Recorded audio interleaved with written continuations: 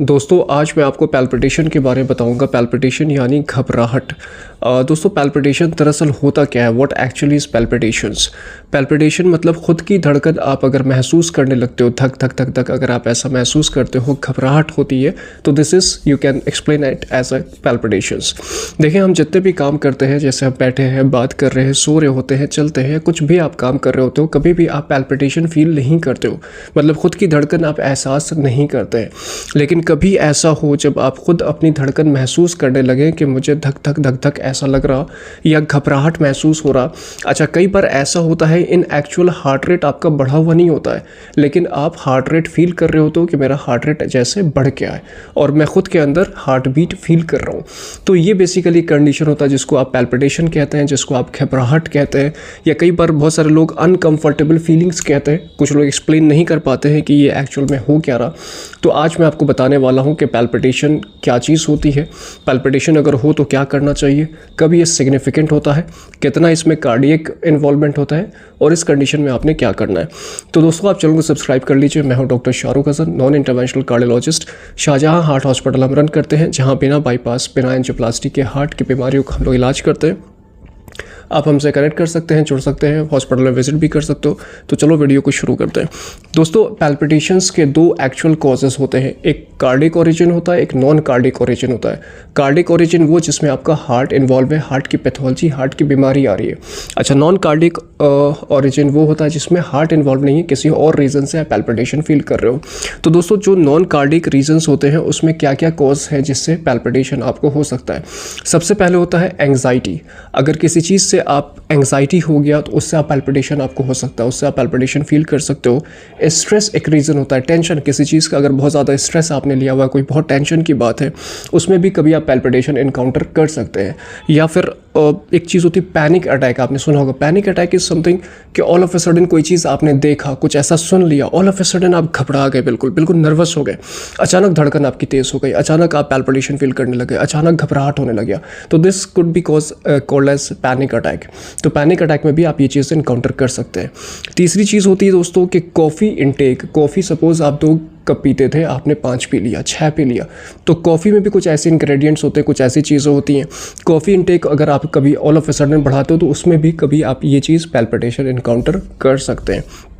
उसके बाद कुछ इलीगल ड्रग्स होती हैं, जैसे हीरोइन है, कोकेन है। इन इलीगल ड्रग्स का अगर सेवन करने से भी पैल्पिटेशन इनकाउंटर कर सकते हैं। कुछ डीकंजेस्टेंट ड्रग्स होती है जो जनरली हम लोग कफ्स वगैरह में प्रिस्क्राइब करते हैं, जिसमें स्यूडोएफेड्रिन होता है, फिनाइलेफ्रिन होता है, तो ये भी पैल्पिटेशन कॉज कर सकता है।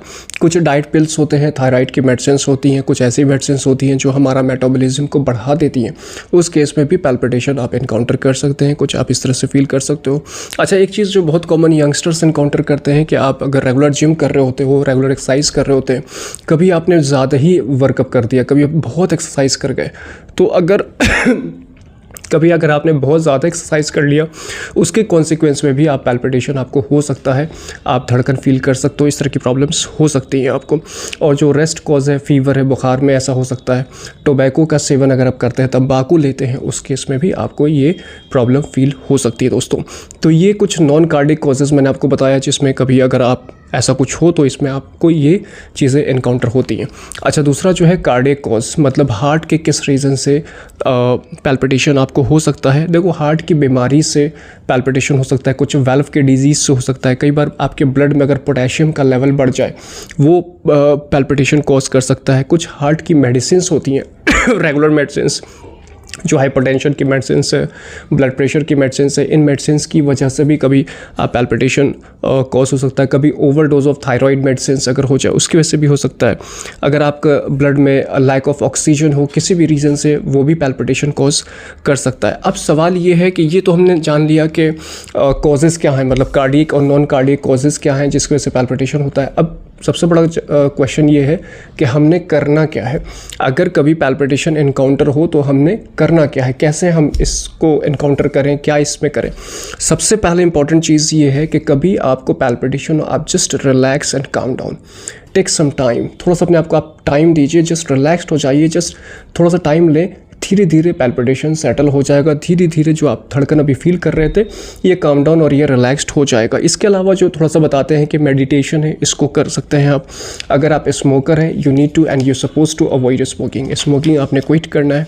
तो ये फर्स्ट एड आप कह सकते हो कि अगर ऐसा कुछ हो रहा तो just give it first aid, ऐसे फर्स्ट एड आप प्लान कर सकते हो पैल्पिटेशन को इनकाउंटर करने के लिए।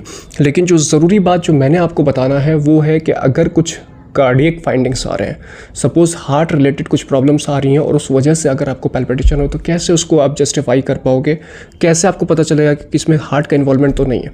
तो देखो, साथ में पैल्पिटेशन के कुछ और लक्षण भी आप महसूस करेंगे, उससे आपको पता चल जाएगा कि यहाँ पर हार्ट का कुछ इन्वॉल्वमेंट हो रहा। मिसाल के तौर पर अगर कभी आपको धड़कन महसूस होने लग, धक धक धक धक महसूस होने लगे, साथ में सांस लेने में दिक्कत हो, ब्रेथलेसनेस भी हो, साथ में एक्सेसिव स्वेटिंग होने लगे, अचानक पसीना आने लग गया, बहुत ज़्यादा पसीना आने लग गया, कभी आप ऐसा हो कि आप अपना थोड़ा सा मेंटल लेवल लूज़ कर रहे हो, I am just feeling dizziness, कुछ ड्रॉजी सा हो रहा, मेंटल इनस्टेबिलिटी है, अगर ये लक्षण आपके साथ आने लगे, या फिर चेस्ट पेन आ जाए, सीने में दर्द हो जाए, तो अगर ये 4-5 जो मैंने पॉइंट्स बताए ये पैल्पिटेशन के साथ अगर आप इनकाउंटर करते हो तो you need to get a consultation done. तब आपने एक बार जो है इसको कैजुअली नहीं लेना है, आप एक बार डॉक्टर को दिखा लो, एक कार्डियोलॉजिस्ट को विजिट कर लो वहाँ पे रूल आउट हो जाएगा, वहाँ पे चीज़ें क्लियर हो जाएंगी और जो मेडिसिन प्लान करना ये हो जाएगा। तो इसको फिर आपने रूल आउट करना है। कुछ टेस्ट्स होते हैं जैसे ECG करते हैं,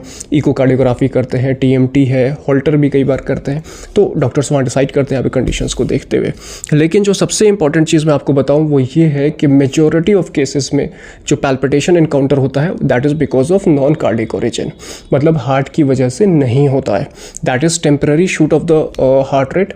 कई बार हार्ट रेट शूट होता है, कई बार नहीं भी होता है, बट यू आर फीलिंग पैल्पिटेटेड, आप ऐसा फील कर रहे हो although heart rate is normal, ऐसा होता है।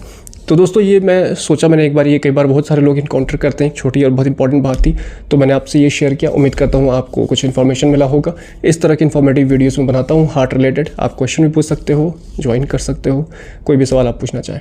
तो till then take care, I am signing off, thank you.